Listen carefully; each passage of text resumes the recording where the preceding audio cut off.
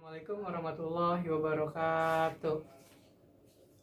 Selamat pagi semuanya. Gimana kabarnya? Pada sehat nggak? Alhamdulillah kalau pada sehat. Udah pada nyarap belum? Oh iya, puasa sekarang. Lupa.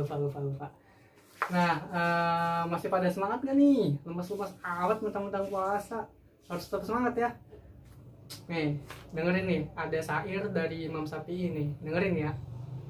Bunyinya nih, man lam yaduk dulat ta'allumi sa'atan tajarro dulal jahli tulah hayati.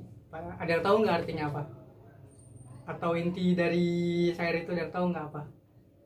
Nggak pada tahu ya.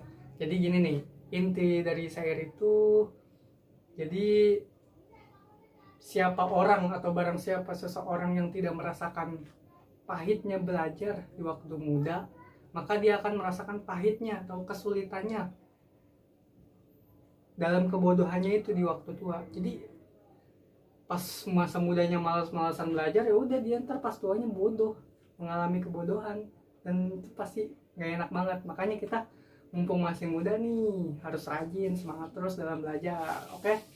Sip, bagus. Nah, gimana nih? Kayaknya rame banget nih, pada hadir semua ya. Ya sip, bagus kalau hadir semua. Nah, kita sekarang akan masuk pada pembahasan terakhir bab 11, yaitu tentang toleransi sebagai alat pemersatu bangsa. Oke, sebelum kita mulai pembelajaran kita hari ini, alangkah baiknya kita ucapkan Bismillahirrohmanirrohim. Nah, sebelum kita mulai ini, mungkin Bapak ingin bertanya sama kalian, kenapa sih toleransi itu dikatakan dalam subbab itu toleransi sebagai alat pemersatu bangsa? Kira-kira kenapa tuh? Apa yang ada di pikiran kalian mengenai kalimat itu? Nah, mungkin Bapak akan menampilkan tayangannya. Oke, silahkan saksikan dengan seksama. Jangan ada yang ngobrol, jangan ada yang tidur, oke? Setiap kelompok ngirim perwakilannya ya, 1 atau 2 orang untuk maju ke depan dan juga menjelaskan hasil diskusinya. Nah, setelah itu ada sesi tanya jawab juga ya. Ntar pokoknya jangan ada yang ngobrol, jangan ada yang tidur. Terus perhatiin teman-temannya yang lagi presentasi, juga bikin semenarik mungkin diskusi kita, oke? Di mata dunia, Indonesia dikenal luas akan keanekaragamannya. Beragam suku bangsa, budaya, agama, ras, dan bahasa saling berbaur jadi satu. Persatuan di tengah perbedaan inilah yang menjadi ciri khas bangsa Indonesia sejak dulu.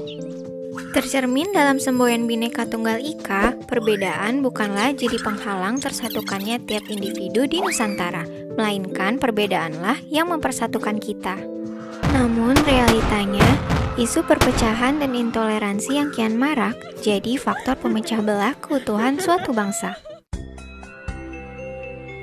Belakangan ini, negeri kita tercinta dihantam berbagai permasalahan internal, terutama soal integrasi nasional. Kurangnya sikap toleransi jadi pemercik utama rusaknya kerukunan antar sesama. Beragam tindakan-tindakan negatif, mulai dari penyebaran pesan intoleran, isu berbau rasisme, hingga ujaran kebencian kian berkembang pesat di sekitaran masyarakat. Akibatnya, berbagai konflik internal pun muncul, dan hal tersebut lantas memicu terjadinya pergesekan antara kelompok mayoritas kepada minoritas. Sikap merasa paling benar dan main hakim sendiri, lambat laun berujung pada tindakan kekerasan dan vandalisme.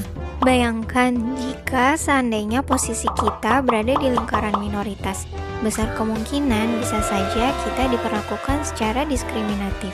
Pada dasarnya, intoleransi tidak hanya terbatas pada sikap membenci perbedaan pandangan pribadi saja. Intoleransi juga bisa muncul melalui perbedaan latar belakang suku, budaya, bahkan ras sekalipun. Nggak dapat dipungkiri pula, agama pun kini dijadikan sebagai kekuatan politik oleh segerombolan pelaku intoleransi. Perlahan, sikap toleransi mulai memudar dari waktu ke waktu, dan segelintir oknum cenderung ingin menang sendiri demi kepentingan pribadinya. Sebagai umat muslim yang cinta damai, salah satu sikap dasar yang harus ditanamkan dalam kehidupan sehari-hari adalah sikap saling menghormati dan menghargai kepada sesama. Sejatinya, Islam mengajak kepada umatnya untuk selalu menjalin kehidupan yang harmonis kepada manusia lainnya.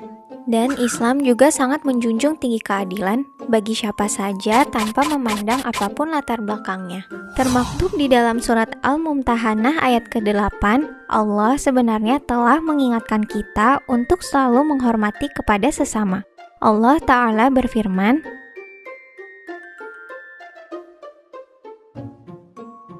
dari uraian tersebut dapat ditafsirkan bahwasanya Allah tidak melarang umat Islam dalam berbuat kebaikan, menyambung silaturahmi, hingga berbuat adil kepada orang-orang di luar Islam, selama mereka tidak memerangi kita karena agama.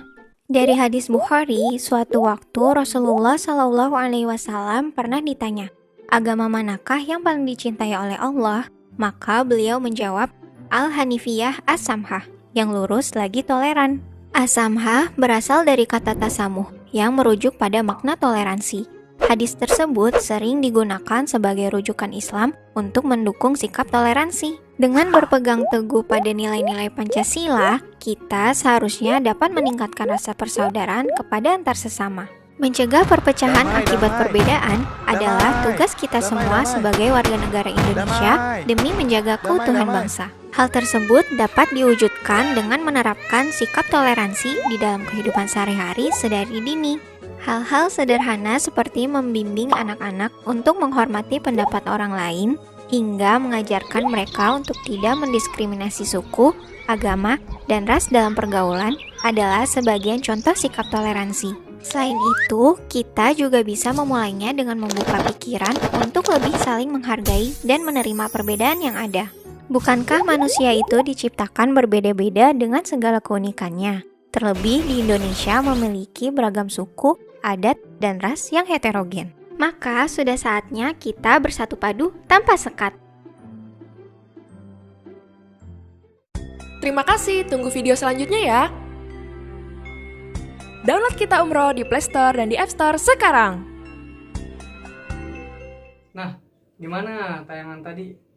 Kira-kira kalian udah dapat gambaran belum? Kenapa sih toleransi itu dijadikan sebagai alat pemersatu bangsa? Nah, sekarang Bapak akan bikin 5-6 kelompok. Kayaknya 6 kelompok pas. Ya. Jadi nanti di dalam diskusi kelompok tersebut, kalian mendiskusikan mengenai kenapa sih toleransi itu dijadikan sebagai alat pemersatu bangsa, serta kaitkan juga dengan isi kandungan dari ayat yang ada di dalam buku paket itu ya. Kaitkan tuh isi kandungannya tuh dengan toleransi. Nah, setelah itu juga kalau nggak salah di pembahasan ada mengenai poin tentang bagaimana kita untuk menjaga diri kita dari tindak kekerasan, itu juga silakan diskusikan dan kaitkan juga dengan ayat-ayatnya ya. Nah, oke, sekarang bikin kelompok, silakan. Diskusi yang bagus, menarik dan juga interaktif. Mungkin sebelum kita di ujung akhir pembelajaran, nanti setiap anggota kelompok bikin pertanyaan ya. Nanti pertanyaan itu disebar ke kelompok-kelompok lain. Jadi pertanyaannya ini jangan sama dengan pertanyaan diskusi tadi ya. Harus beda. Pokoknya cari pertanyaan yang beda. Nanti mungkin setiap kalian mungkin bakal ngejelasin dari pertanyaan-pertanyaan tadi ya. Oke, silakan bikin pertanyaan yang bagus, juga menarik. Nah, jadi kenapa sih toleransi itu dijadikan sebagai alat pemersatu bangsa? Nah, kita lihat negara kita, negara Indonesia. Kira-kira orang-orang Indonesia agamanya Islam doang apa bukan? Nah, bukan kan? Ada agama Kristen, ada agama Protestan, ada agama Buddha, Hindu.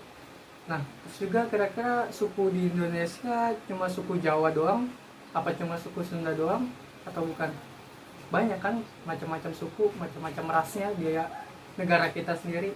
Nah, jadi kalau misalkan tidak ada ajaran toleransi, mungkin kita akan terpecah belah. Negara kita akan terpecah belah oleh suku Jawa, suku Sunda, suku apapun itu, agama Islam, agama Kristen. Kalau misalnya tidak ada toleransi, kita akan terpecah belah. Maka dari itu, toleransi itu dijadikan sebagai alat pemersatu bangsa. Nah, kemudian kenapa sih kita harus menjaga diri kita dari tindak kekerasan? Nah, dalam ayat surat Al-Maidah ayat 32 itu kalau nggak salah intinya ya. Jadi kita itu sebenarnya emang kita itu harus dilarang. Kita dilarang untuk membunuh sama muslim. Itu sangat dilarang. Maka dari itu kita harus menjaga diri kita. Apalagi dari namanya tindak kekerasan. Apalagi kalau di kelas kita ini ada, atau di sekolah kita ini ada namanya bullying, itu laporin ya, bilangin. Terus itu sebenarnya cara nggak langsung itu tindak kekerasan. Walaupun bukan fisik ya, tapi itu namanya tindak kekerasan, nggak boleh ya. Pokoknya jangan sampai ada kayak gitu kasus-kasus gitu seperti sekolah-sekolah lainnya. Nah, alhamdulillah kita telah menyelesaikan pembelajaran kita sekarang ini ya. Mungkin sebelum kita tutup, mari kita baca Alhamdulillah ya Rabbil Alamin. Oke, terakhir kan itu ada ayat-ayatnya, silakan ayat-ayatnya tadi dihafalin. Terus juga tajwid-tajwidnya juga tuh harus pada tahu. Nanti mungkin sebelum kita semester ulangan nanti Bapak akan ngetes hafalan kalian, juga bakal ngetes tajwid ya. Dah itu aja ya. Assalamualaikum warahmatullahi wabarakatuh.